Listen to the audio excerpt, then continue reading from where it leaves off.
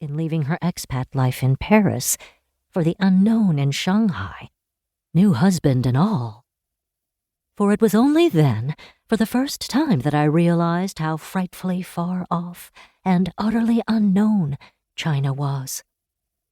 As the train crossed France into Germany, the woman and children silent but still staring, Bernardine tried to convince herself that she was indeed making the right choice in marrying Chester.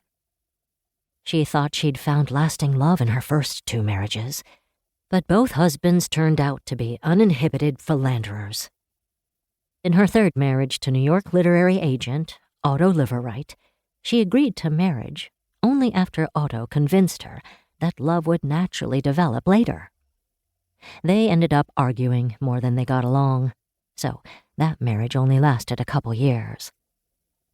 Despite these 3 failed marriages, all by the age of 29, Bernardine still felt optimistic about finding a devoted husband. She also believed it was more socially acceptable for her to marry than to live with a man without a legal commitment.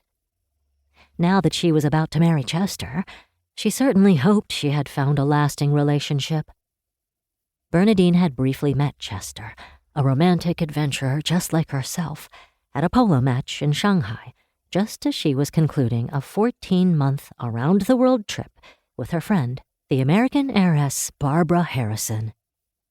When the women returned to Paris after leaving China, Bernardine found dozens of telegrams from Chester, imploring her to return to Shanghai and marry him. He wrote that he had never met anyone like her and promised her a life of comfort and adventure. At first, she didn't take Chester's telegrams seriously, figuring he was just acting on a silly infatuation. Yet, as he continued to send them, Bernardine confided in her friends in Paris, including Barbara, the only person she knew who had met Chester. Her friends all advised Bernardine to give Chester a chance. Now 33, she was almost twice the age she'd been when she first married and knew more of what she wanted in a marriage, they claimed. Also, she may regret not taking this opportunity to move to Shanghai, one of the most vibrant and cosmopolitan cities in the world. When Bernardine thought about the chance to live in Shanghai, coupled with Chester's professed love for her, she decided to accept his proposal. A wildly successful investment broker from North Dakota, Chester had come out to Asia over a decade earlier and never left. He put work first, and in his free time he was often found on a horse, showing off his prowess on the U.S. polo team and Shanghai's fabled paper hunts, modeled after a fox hunt, but without said fox. Chester wasn't shy when it came to women, but in 1929, when he turned 37, he hadn't connected with any in Shanghai on the same level as he had with Bernardine. He confided these feelings in a letter to his beloved Aunt Catherine back in North Dakota 3 weeks before his wedding, describing Bernardine as a most fascinating lady, and I am in love with her not for what she has accomplished or her family, but because of herself. As a conversationalist, she is brilliant. Thus arises the mystery as to why she should be interested in me.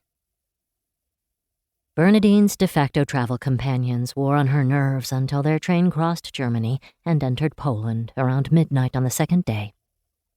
In the town of Stettin, just inside the Polish border, Bernardine had just dozed off to sleep when the train stopped. A customs official walked through the cars, meticulously checking the passengers' papers. When he came to Bernardine, he flipped through her passport and found her Polish visa. "This expired yesterday," he said, pointing to the visa. Bernardine looked at him with wide eyes. Surely he had made a mistake. Before she had left Paris, she had gone to lengths to apply for visas, not just for Poland, but also the Soviet Union, Manchuria, Japan, and China, all good for the next 3 months. Chester had suggested they marry at the U.S. consulate in Doyenne, Manchuria, followed by a honeymoon across the Yellow Sea in Japan. So Bernardine thought she had boarded the train well prepared for her journey across and around Asia. "Yesterday," he said again, waving her passport as if he couldn't wait to let go.